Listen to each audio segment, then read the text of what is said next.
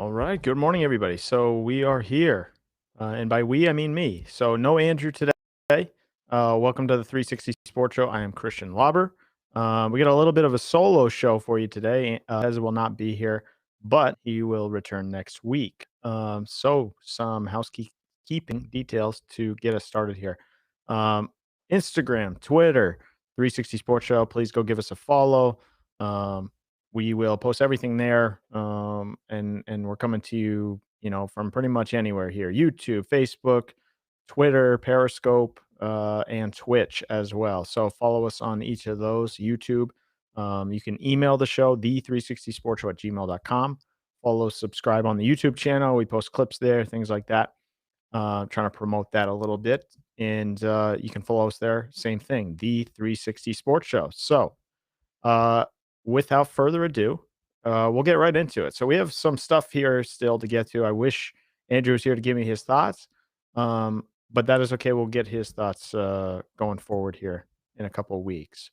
Um, let's just start off the top. We got a couple quick things. Masters recap. We last Sunday we were talking about the Masters a little bit, and the final round of the day was that Sunday, so in the afternoon, and Hideki Matsuyama ended up winning the Masters. A little bit of a shaky end. Someone was almost catching up to him there. The Happy Gilmore's caddy, Zalatoris, almost caught up to him and almost came and crept up on him. But Matsuyama ended up winning the Masters, um, and it was good showing for him. I think he, through and through most of the rounds, he was pretty much the guy, and he stayed on top for quite a while. Another little quick note: Jake Paul fight last night with Ben Askren. Not much of a fight, um, and it was supposedly not that great. A lot of people were complaining that it was more of a concert than a boxing match, leading up anyway. But yeah, Jake Paul knocks out Ben Askren with like two punches, I think it was. So not much to talk about there. So we'll just get through some of the headlines here. And now I want to get to we'll get into some Celtics today. I want to talk about Red Sox a little bit, and I also want to do a big section here on the Bruins because I am by myself and I am a hockey guy. So I will go ahead and do that. If you have questions or anything, post them in the chat. But yeah, I want to do a bunch of hockey stuff today. Trade deadline was last week. Bruins are on a 3-game win streak since then. And so I want to get into that a little bit, but we will do some Red Sox. We will do a little bit of Patriots stuff. Big Patriots news is Julian Edelman, which I will get to in just a moment. And then yeah, Celtics on a mini run as well. So I want to get to all of that, and we'll end up talking a little bit of NFL. But I want to get right into Julian Edelman's retirement and talk about a little bit about his legacy and just his repertoire going into the postseason, mainly because a lot of people I've heard this week are saying stuff like, Edelman is fine, but he's like a Welker. He's like, which I strongly disagree with. Look, I think overall Edelman far exceeded any type of expectations with the Patriots. I mean, let's not forget, going back when Welker was heading out of town here, the the story was Amendola is going to come in and replace him. That did not end up happening, right? So I just think I strongly disagree with the notion that Welker and Edelman are kind of like the same guy, and same with Amendola, he's the same guy. I think what Edelman was able to accomplish, especially in the postseason, regular season obviously was money, but when you talk about the postseason for Julian Edelman, That is really where his legacy kind of takes off, and a lot of people are arguing, should he be in the Hall of Fame, should he not be? But look, I don't think he will be, but if you put a bunch of emphasis on the playoffs and postseason and, um, I look, I think I agree that Edelman, if it was me, I think he would be in the Hall of Fame. In my Hall of Fame, which I know people got mad at last time I said I talk about the baseball Hall of Fame, but in my Hall of Fame, I believe Edelman is in because of the postseason repertoire. Yes. Thank you, Andrew. Thank you. Yeah. Edelman, I would agree with you. Unfortunately, I can't hear your thoughts, but um, we'll hear about it next week along with some other NFL stuff, obviously leading up to the draft. But overall, I just think you look at Edelman and his postseason stats are just phenomenal. Elizabeth, welcome to the show. Um, and I just think that's a huge emphasis, especially for me. Like, look, I put a premium on guys that win, guys that get titles, postseason stats, as opposed to a bunch of guys have stats in the regular season. All time wide receivers have great stats, right? But I just don't think it's it's it's not the same to say, okay, Edelman is not in the class of Jerry Rice and Randy Moss and these all time greats, right? But if you look at the postseason, I mean, he's up there with just about anybody in terms of wide receiver and what he was able to do. He's got one Super Bowl MVP. And every postseason he's been in, with the exception of maybe like, I don't know, last year with Brady on his way out a couple of years ago, where he had that drop in Tennessee. The guy's just money. And look, I don't care about, did he get 100 catches in the regular season? No, but did he get 90 in the regular season, 80 in the regular season, and then go win you a playoff game? Probably. So I put a premium on that. And for a guy like Edelman, I think he should be in the conversation for the Hall of Fame. He ultimately will not get in, right? I think that's fair to say at this stage. And I've seen a lot of people going back and forth on it. But ultimately, I think he is in the conversation just based on postseason stats. I mean, he's got 3 titles, I wanna say. You just think about the catches, and it's just the most notable one is probably against Atlanta, right? Ball's up in the air, just a crazy catch, but he had a throw against Baltimore that I think was a huge moment in that game. I think they were down 7 or 14 at that point in the AFC title game, during Revis's year, and against Seattle, he takes huge hits. You hear him mic'd up, he loves getting hit. He always sticks his nose in there, and I think he's just no question a Patriots Hall of Famer. Will he be in the NFL Hall of Fame? Probably not, just based on, I don't think people will let him in, but the postseason, is just incredible for what he did, as a Patriot, and obviously a lot of people will say, "Well, Tom Brady was his quarterback." I agree, but I also think you could say, well, Julian Edelman was Brady's next guy. Amendola didn't turn out to be that guy. He was good in the postseason as well, but he did not have the production that Edelman did. So I just think especially for me, I put a premium on. I mean, look, he won titles. He was always there when you needed him. I mean, the most famous Welker play is he dropped that ball against the Giants in the Super Bowl. And I think you look at when you needed Edelman, he made those catches, right? He might have a drop here and there, but overall, the guy was just absolute money, come crunch time. And that combo of him and Brady was just unbelievable in many situations. You need a first down, Edelman's there. You're 3rd and long, Edelman makes a catch for a first down or more. And he has always been that guy. I think there's other pieces to it, but I mean, Edelman is your money guy. Edelman, Gronk, those 2. Um, so the Hall of Fame discussion will obviously continue. A lot of people will say no. That's just the reality of it. But I mean, look, he was in 2019. I'll just read here. Edelman entered 2019 second in NFL history with 115 postseason receptions, and he's behind one guy and that guy is Jerry Rice, and Jerry Rice is an all-timer. So if you put a premium on regular season, that's great. If you want the stats like Peyton Manning, you want the stats like Aaron Rodgers, and you win one title, well, that's great. If you win two titles, okay, Peyton got gifted kind of with the Denver defense. But if you're a guy like that, quarterback's a different position. But if you're a guy with stats, that doesn't mean as much to me if you lose in a big game.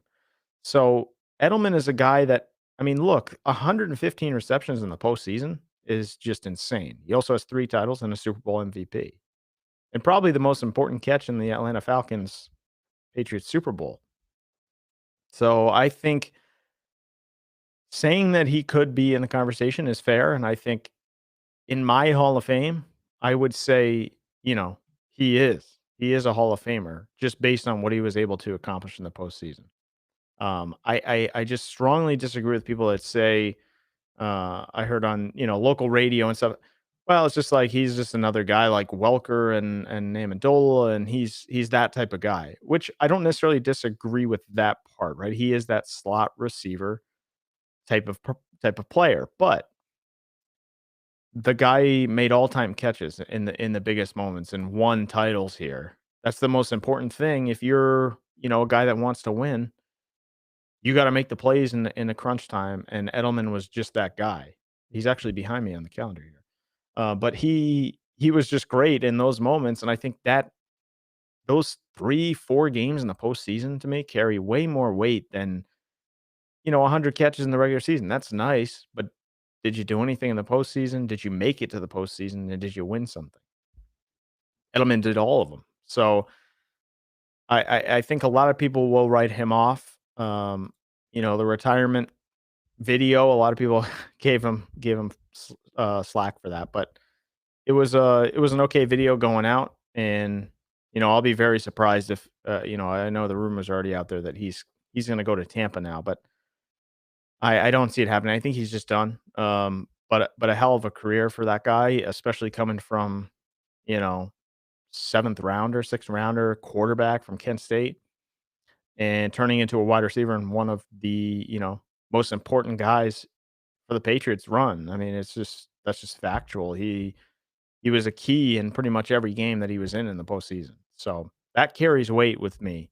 Pete from Gansett, yeah, Edelman all time punt return leader deserves to be in for. Yeah, that's true. Yeah, another element of his game that kind of dipped, as he got older, like anybody does. But overall, I'd agree with that. I mean, I think most notable play was when he had the long hair like Brady and he ran that punt return back, and he was kind of making a name for himself, in the punt game, special teams. And then obviously he turned into fantastic wide receiver, both regular and postseason. Unfortunately, injuries kind of plague NFL players. This is what it is. The average NFL career is like 3 years. So for him to turn that into, you know, Kent State quarterback, goes to wide receiver, wins titles here, is an important guy for the franchise. That carries a lot of weight, and I think he should absolutely be in the conversation for my Hall of Fame. Once again, I'll just end it by saying yes, he's in my Hall of Fame just because of the postseason performance alone, and then obviously the regular season was great as well. But man, crunch time is huge. A lot of guys don't make those plays, and Edelman did. So for me, he's one of the all-time Patriot wide receiver greats. I mean, I think that's fair to say. Just the plays that he made. He's got a lot of notable ones, and all of them come when it matters. So, they all came when it mattered, and that's what is important. At least in my Hall of Fame, I want a guy that makes the plays to win the game. So, just terrific pro, obviously, terrific Patriot, and should be in the Hall conversation. But he probably won't get in. But that's Julian Edelman's retired. I want to get Pez's thoughts. Maybe next week, maybe the week after, but at some point here, I want to get his thoughts as well because an all-time important guy. Would have been nice to have going forward if he could stay healthy, but obviously, he Andrew thinks he deserves the Hall of Fame. I want to hear why. So that would be that'd be something we'll hit on again next week, just to kind of recap. But I want to move forward here a little bit. So I want to start with the NFL. So we have a draft preview. I think we're leaning towards doing a live draft show on the night of the draft. Hopefully the Patriots will do something. If not, we'll still have some stuff to talk about. And I also want to mention on the NFL, just going here, Brad Kelly will join us next week, I believe. So one of these weeks here, Brad Kelly will join us. Obviously, he's an informed guy. He does his research and he does a lot of work on this stuff. So I need him to break it down for me because I don't. I The draft talk to me is I know guys' names and I know, where they're projected, but the ins and outs, he's the guy. So we'll have him on here in the next couple of weeks. I believe next week. Let me just double check on the actual draft date because I think we talked, yeah, Thursday, April 29th, is the draft. So we'll definitely have him on next week. Otherwise, it will be after the draft. But I will say, um, he's kind of a guy that you want to listen to for sure. He nailed a number of picks last year, and he's very informed on this stuff. So we'll have him on next week. We'll talk a bunch of draft stuff, obviously, and then I believe that Thursday night of the draft, I think we're going to do a live show. That's what we're leaning towards. So unless the Patriots move before draft night and they're, out of the top 15, 20, maybe I'll say no because I can't do that. I can't watch them pick at number 30 when they need a quarterback. But yeah, I think that's what we're leaning towards. So Brad Kelly next week, live draft show probably on the 29th, night of the draft. We will be here. But we will confirm that next Sunday. And as long as the Patriots don't move, we should be golden for that. So that's really where I want to end with the NFL. So Edelman obviously most notable, but Brad Kelly next week and the live draft show. We're gonna start hyping that up because that should be fun. I want to move into MLB. I want to do a quick Red Sox minute here because last week Andrew and I had a disagreement on the Red Sox. He does not think they're going to be close to the postseason. He thinks they're going to suck. So, and admittedly so, I thought they were going to suck too. But here we are. It's still early, right? A lot of games left. Obviously, 162 of them. Jesus. But 10-4 to start. Red Sox have won 9 out of 10. They went on a 9-game win streak and then lost to the Twins in the series finale there, but ended up getting 3 out of 4 there. And after the loss, you thought maybe, okay, here's the skid. They're gonna come back to earth a little bit, but no, they won yesterday. So dare I say they have a little bit of a it factor. The Mike Napoli year, the Red Sox 2018 World Series was a little bit of an interesting one. Same with 2013-ish, but I am thinking we're going to have a baseball season. Now, a lot of people don't care for baseball, which I understand. I think the sport has kind of dropped. But I'm intrigued with the Red Sox team right now because I think overall they're playing some good baseball and they're not playing as a lot of places do where you're just hitting home runs and strikeouts. It's a pretty entertaining product right now. And they're getting good pitching, so who knows how long it'll last, right? It's early in the season. But 9 out of 10 and first in the AL East by a long shot, I would say, at least early on. I mean, they're 4 games up in the loss column to Baltimore, the Blue Jays, Rays, and the last place, the Yankees. They're up 5 games in the loss column. So you gotta take some wins here early on and get out in front. So that's a good thing for the Red Sox. And I think they have a little bit of that it factor going right now anyway. Will that last? Maybe not, but comeback wins. They're tough pretty much every at bat. Verdugo is a guy that has come in clutch here a couple times, made a great catch, home run. So the Red Sox are kind of rolling. I don't want to spend too much time on it just based on, we're early on here and I know Andrew is still not believing yet, but I think I believe we will have somewhat of a baseball season. The Red Sox should be, near the playoff push, as we move forward and go, further into the season. They should be in the conversation for a wild card at the very least, and if not, they should be in the playoffs. So we might have some playoff baseball to talk about.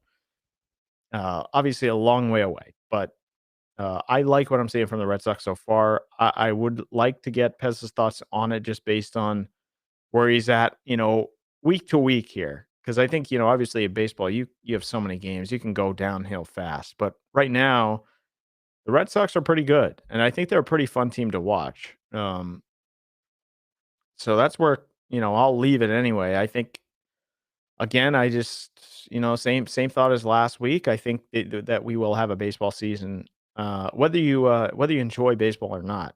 I do when it's going well, and the game is kind of slow, so I will not watch every game. But I think overall, I think the Red Sox should be a pretty decent product through and through here going forward. Real quick, I just saw something come through earlier here that Jay Bruce, from the Yankees first baseman, not many people are going to care about this one, but Yankees first baseman Jay Bruce, after 14 years, is going to retire after the game today. No reason why. I guess maybe they're not playing well and he just wants to be done. So that was a little bit of breaking news before I came on, 23 minutes ago. So 10:57, that was the latest news for baseball. So I just wanted to hit on that real quick. Now I want to get to a couple other things. This will take up the majority of my time here. I want to get to the Celtics. I want to hit on LaMarcus Aldridge as well, retiring from the Nets, and then I want to get to the Bruins. So the Bruins, I want to take a good chunk of time here because that's what I want to do. So I want to get into some Celtic stuff, but I will begin with LaMarcus Aldridge. He has retired due to a heart condition from the Brooklyn Nets. So the Nets presumably were loading up with buyouts and Blake Griffin and all these guys that were older. And now Aldridge is off the board. I mean, I think it's good for him to kind of get out on top here, where on top of things where he's not having health issues. So that would be that's the most notable thing for him is to just retire and be done before it becomes an issue. But it's interesting for the Nets. I don't think it'll hinder them too much. Um, but again, it's one less guy I guess they have to put on the court maybe. So maybe it's a good thing for them in terms of, roster space, but tough to see, LaMarcus Aldridge. I think he was a pretty good pro overall. Pretty good guy as well and a solid career, I'd say. He had some spots with the Spurs, but most notably with the Trailblazers, I think is the most notable spot for him. So he is retired and overall, I won't say it affects the Nets too much just based on their roster and everything. They still have guys, but for him, I think it's a good thing because what's the risk in, risking your health over the rest of an NBA season, especially in COVID year and craziness going on in the world. So good for him to just kind of hang it up. And unfortunate at the same time that it happened because he had a chance to win a title, but I think he's got to make the best decision for him. And I think that's what he probably did here. So let's do a quick Celtics talk here. The Celtics are on a 6-game win streak here.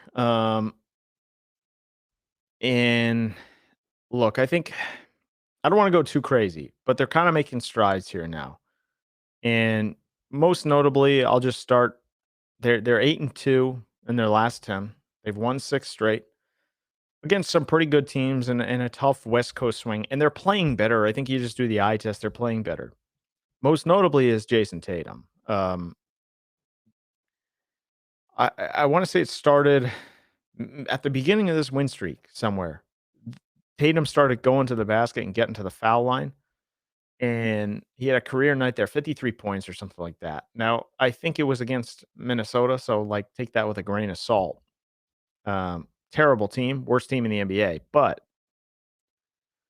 the eye test now tells you Jason Tatum is on another level here in the last 7 to 10 days, and he's kind of picked it up ever since Perk kind of called him out on Twitter, which is kind of funny that Perk kind of I want to credit Perk with this whole run here because I think he got to Tatum and supposedly they had a phone call and talked it over, which is good for Tatum. I don't think you do the Kevin Durant and get on Twitter and start bitching back and forth, but overall I think it's good for Tatum to hear some of that noise and even talk to Perk and get his thoughts on where he's coming from, because I don't think they were playing well, and I don't think Tatum was playing well. He can raise his game to another level, and you take the identity of your best player, and Tatum was not doing that. He was not kind of taking ownership and kind of running things how he should in terms of lackadaisical on the defensive end, isolation too much on the offensive side, not many assists, not many rebounds. Now, in the last 10 days here, he's a whole new player. Maybe that has something to do with COVID coming off of experience in COVID. He said he is in a much better spot. So I won't discredit that because it's coming from him. So overall, I think the Celtics right now are going because of Jason Tatum. Um, Jason Tatum has kind of gone on a run here. Brown kind of carried them against the Lakers, but other than that, Tatum's been your guy, and I think that's why you're winning. You're playing better because Tatum is the guy. He's doing some different things. He's playing a lot better, and you're going to take that identity and kind of run with it. I also say Marcus Smart is playing better. I think he's having the worst year maybe I've ever seen as a Celtic. But he's kind of picked it up here over the last 2 weeks, 3 weeks, and he's playing much better as well. So I think the team, you do the eye test, I think the team is just playing much better. It would be nice to have Fournier out there, but he will be coming back at some point, hopefully. We talked about the COVID list with the Celtics is just, astronomical, but they've won 6 straight. So they've beaten, going back to the Rockets, they beat the Rockets, they beat the Hornets. Hornets without, Hayward and LaMelo, obviously, but you lose to the Sixers, and it's like, "Oh, here we go again." But then you beat the Knicks, Timberwolves, Nuggets, Trailblazers, Lakers, and Warriors. And 3 of those games are on the road out west. And those West Coast swings, whether it's um, you know, late night or whatever it is, they usually have a slip up there. And the Lakers are obviously shorthanded. So that was a good win still. Even, you're ending a West Coast swing like that, you gotta win those games. But no, most notably, I think this little run here started with the Knicks. It kinda lopsided with the Timberwolves, but then got back online with the Nuggets. So the Nuggets game is where I'll start. I think that comeback in the 4th quarter where they were on like a 25-2 run was insane, and you can tell they're just playing much better. They're more engaged, the whole team. Whether it's guys coming off the bench, Grant Williams, Pritchard, but then you look at the guys that are up front with Kemba, Smart, Tatum, and Brown. Those guys have to kind of carry the load here until Fournier gets back, who can help. Um, but you just look at the team, and I know Andrew said the same thing. We were talking about this yesterday. It's like they are as good as Kemba is in reality because he's kind of that missing piece that they need. And if he doesn't show up, it's tough to win on a given night. If he's going okay and going well, they're going to win a lot of games and they're going to be tough to stop. And we saw that last night again. He played pretty well against Golden State. He was not the main focal guy, but he hit a shot late, hit a couple threes late, and there you go. So I think, you want to take the identity of the best player, which is Tatum right now, and he's going very, very well at the moment, and you want that to continue. But we've said from the start, it's like this team rides on Kemba because he's kind of that missing piece. You need a third, fourth guy, and he should be your third option, but he should be a good third option. And if he doesn't play well, they're going to have a tough time, keeping up with good teams. They'll beat some lesser teams, but they will have a hard time, hanging with Milwaukee and Philly and all these teams if Kemba's not playing well. So it's good to see him playing better. Um, and it's just good to see the Celtics overall playing better. Um, Pete from Kansas, yeah. Oh, only 4.5 games out of the 3 spot. Yeah, exactly. I mean, they've crept back up there, um, which is nice to see because I mean, I think they should be in the middle area there. They should be 2 to 4, I wanna say. They should be in that slot. So, especially when you look at below them, it's Atlanta, the Hornets, and the Knicks. They should be better than those teams. Brooklyn obviously is a wagon if they're going right. Philly is, I think Doc Rivers finally got to Embiid, so they're they're top of the table. Um, but yeah, I mean, look, I think overall, I think the Celtics they're in a good spot right now, but they can't kind of go backwards here. They got to keep going forwards, and they're five games in the loss column out of third, and even not even that far behind Brooklyn, obviously with a shortened season, but they just got to keep kind of rolling here, and they'll have a couple. They should have a couple of easy games here. I want to say they play Chicago tomorrow, so yeah, Chicago, Phoenix, Brooklyn, Charlotte. So they should have a couple at least that they should be able to easily just kind of they should be able to take those games and make more headway in the standings. Overall, I just mentioned Tatum again because look, I think if he's going well, I think the Celtics will be hard to beat, especially if he's doing the little things. You want Tatum to be doing the little things such as rebounding, uh, passing. You want to see at least four or five assists per game from Tatum because I think he has that ability to draw two, draw three, and kick, and also getting to the free throw line, which he's been doing a lot more of. So that was great. If you talk Masters, Matsuyama's caddy bowing to the course when it was over was one of the classiest. Yeah, I saw that. Yeah, I mentioned Matsuyama off the top, um, just quickly, during a little headline here. But yeah, I think just going back to the Masters real quick, I will hit on that. I think it was awesome. Um, and Matsuyama I think he was very good throughout the whole thing. So it was good to see him win it because there was guys trying to catch up to him, and he had a couple moments there. But overall, it was good to see Matsuyama kind of finish it off, and then the caddy obviously bowing to the course was phenomenal stuff. I think you don't often see stuff like that, and I think it's just one of those moments that it's kind of just cool to see, especially the Masters. It's a very kind of prestigious tournament and all that. Jim Nance, you can take it away, but Matsuyama, I thought obviously did a great job throughout the whole tournament, and he just seems like a good guy as well as his caddy. The two of them played. I mean, look, I think Matsuyama played great throughout the whole tournament, and that was that. I think he kind of just he was up 12. He was down minus 12, and the closest guy was 7. So 12 under is pretty good spot to be in, and then, he ended up winning it. So, great for him, great to see that. Um, so I wanna kind of do a little bit here on the Bruins. I won't go for too long today because solo show, I'm the only one talking. I don't have anyone to bounce stuff off of here really. So, I wanna get Andrew's thoughts going forward here in a couple weeks' time after Brad Kelly comes on, the draft is over, but I wanna do some Bruins here for the next however long, and then before we sign off here for the day, just based on the solo here. But I want to move to NHL. Hopefully, you will stick around if you are in the chat or watching on any of the platforms here. So, trade deadline was Monday. I think I want to say Sunday night. The Bruins made a trade for one Taylor Hall, who is a notable name going back to when Sagan was coming up in the draft,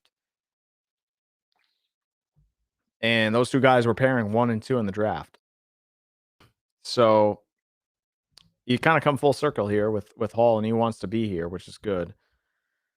But the Bruins made a number of moves just outside of that. They had Lazar coming over, Curtis Lazar as well, who's kind of like a third, fourth line guy, and back healthy, which is nice.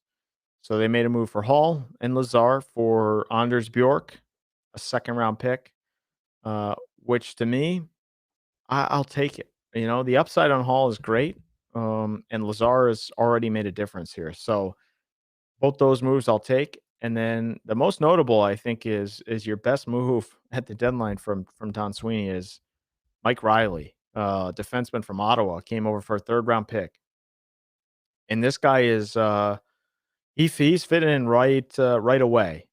He's one of the only guys that I've noticed gets shots in from the point, clean to the clean to the net, and whether that's a redirection or something, he's made a huge difference on the back end, especially with a number of guys being hurt.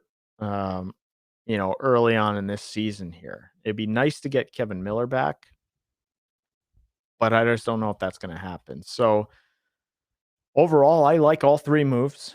There's some risk involved in terms of you're giving up some picks here for guys that hopefully will make a difference, and they're not signed long term. So I think Curtis Lazar has one more year after this. Other than that, the other guys are unrestricted free agents, and I think Riley is playing himself into a contract. Man, he is lighting up the sheet, and also the eye test just tells you the guy has just made all the difference for the Bruins. They are 3-0, however, after the trade deadline, which is good, and they finally beat the New York Islanders, who they've lost 6 times to, I wanna say, 5 times, 6 times to already, and they finally broke through and beat them twice here on home ice. So that obviously is a great development if you're a Bruins fan because, yeah, if you see them in the postseason, well, if you get there, it's gonna be a tough team to beat if you can't beat them all year. But overall, so just quickly on the moves. I mean, I think look, Hall is a highly skilled guy, and I just think he is, he's one of those guys that he's had some problems getting his head on straight here, but he's also been in crap places. So he played for New Jersey, Edmonton, Arizona. So now he's in this environment here where, look, I think you play with guys like Marchand Bergeron, and the focus is on them. Pasternak, Hall can kinda, move freely with David Krejci on that second pairing, second line with Craig Smith, and he can do some different things for the Bruins than he could for, like, Buffalo or one of the other teams that he's been on because this culture here for the Bruins is, they're in it. They're in the mix for the postseason. They're in the mix for the cup, a couple of years back. Now, did they win it? No, but overall, I think they're always in the mix, and they're always vying for a postseason spot. And I think these moves, there's a lot of high-end positivity that could come from it, and there's some risk, but these guys are worth the risk, especially Hall. You take a flyer on him. He scored 2 goals. He has 2 goals all year, and then he scored 2 here in the first 3 games. So that's the type of thing that he can bring. And his zone entry, like, I don't like advanced metrics, but his zone entry, especially if you just watch him, he is fantastic getting into the offensive zone, which they kinda need help with because there's a lot of turnovers. Now he turns the puck over too, but the overall, I think so far, the moves that Sweeney made have paid off here early on. So you gotta stay healthy and you gotta keep making strides, but I absolutely love the moves, especially Mike Riley. I think considering the injuries back there that they've had on the defense core, Mike Riley has just he's been a breath of fresh air because he's a guy that can play in his own end, but when he gets the puck, man, it's off his stick. He's passing, he's shooting, he gets pucks through. He does just about everything well. And he's an under the radar guy. Nobody would have said, "Oh, the Bruins should get Mike Riley at the deadline and that'll make, a huge difference." But here he is. I mean, he's Ottawa. He had 19 assists, no goals, but 19 assists. He was like a -3, but Ottawa's, what they are. They're not a very great team. So him coming here, I think, has just been he's playing on the number 1 power play unit. And then, considering you get guys healthy here, the Grizzlies, Kevin Miller, guys like that, if you get them healthy and then you add Mike Riley on top of it, I think you're in great shape. So overall, I think they just need to kind of steady the ship here. They've won 3 in a row, and every point now is important. Just a quick update on the standings in terms of where their postseason lie. They got to stay in that 4 spot. They're 4 points up on the Rangers and 4 behind the Islanders and 5 behind the Penguins. Nobody's catching Washington, I would imagine. Although Pittsburgh's pretty hot as of late, but 54 points right now for the Bruins with 2 games in hand as well. So they could get in that 3 spot, hopefully, but they have to take care of business here going down the stretch. You lose too many games, the Rangers are right behind you. They'll catch you and knock you out. So they play today. Um, Washington again here coming up at noon, and they have to win these games. I want to see what it looks like against these better teams. Eye test tells me they're better with these guys in the lineup, especially Lazar and Riley. I think Hall has some more work to do, but Riley has changed things for the decor. He's been great, and Lazar, same thing. He's changed the fourth line. The fourth line has kind of been a non-factor here for a number of years, anyway. And now all of a sudden they've kind of picked it up, and they're starting games, and they're kind of buzzing where they're getting you time in the offensive zone and putting pressure on the other team. So I like what I see from all the moves so far. And I want to see now what it looks like against Washington, against the Rangers, against the Flyers, like all these different teams that are vying for that last spot, trying to knock the Bruins out. I want to see what it looks like against those teams. You got to take care of business, especially against Buffalo and teams like that. So play Washington today here coming up 20 minutes. A couple other things for the Bruins. Rask is back. He played a good game. First game of the Islanders set there, the 2 game set. He played very well, and then he was out for the second, going back to Swayman. So, young kid Swayman has played phenomenal so far. I like what I see from him. It's just a matter of, do you give it back to Yarrow, the backup spot, or do you let kind of Swayman Vladar battle it out behind Rask? Because I don't know. I think you let Yarrow probably finish the season here, but if Swayman's going hot, I don't think you can take him off the ice. So it's got to be Rask, Swayman going forward for me in net. But Rask is a big development. The guy has to stay on the ice. He's got to, play well in crunch time, and hopefully he can do that if he stays healthy. But Rask is one of those guys that I just don't trust, especially in the big games. So if I'm a Bruins fan, I'm thinking right now Swayman has to be the guy, and you got to get kind of lucky, and he's got to get on a tear where he's just not letting any goals in and playing standing on his head time and time again. Um, and that's just I think Rask is a huge key. If he's right, he's a great goalie, but it's just a matter of, can he take it to the end of the year, and will he play well in the moments that matter most? And I just don't know that he can. So at least in my mind right now, the kid needs to play more, whether that's every other game, every 2 games, whatever it is. I think Rask is starting today. Rask will be in net today against Washington, but Swayman is kind of like a key here going forward, because he should be the next guy in line with Vladar. And I don't know if I have anything else here today. I would like to go a little bit longer, but like I said, solo show today. I wanted to hit on a bunch of things, and we did. So I'll just recap a little bit here. Next week, Andrew should be back, so it'll be a little bit more engaging in terms of me just talking to a camera. And I want to get some of his thoughts on all of this stuff that I talked about today, because I haven't really heard much on the NHL trade deadline and things like that, because we've been going back and forth on the Celtics and other things. So I want to get his thoughts on that. Obviously, I want to get his thoughts on Edelman, and so we will hear all that hopefully next week. But Brad Kelly will join us next week to talk some NFL draft. So you don't want to miss that one. That's going to be a big show. So, I mean, he nails pretty much everything. I mean, the guy he puts in the time, he puts in the work. And for me, it helps a lot because, look, I know who Justin Fields is. I know who Trey Lance is, but he's got the scouting report. He's got, all the information you need to know. So that's good. And it's good for me as well, because I can ask him questions and he'll answer them. And, same for you. If you have a question, send them over. And we will be back next week with Brad Kelly to talk draft. And also, we're going to start hyping up the Thursday, April 29th. We're going to do a live draft show, unless the Patriots do something weird where they're already in this 3rd round, moved out of the 1st. We're going to do a live draft show because of the potential here with this one. The potential is there for the Patriots to go get a quarterback. Will they? Probably not. But we are thinking we're going to do a live draft show anyway. Um, so we can do some complaining and or celebrating. So we have all that coming up. Brad Kelly next week, live draft show.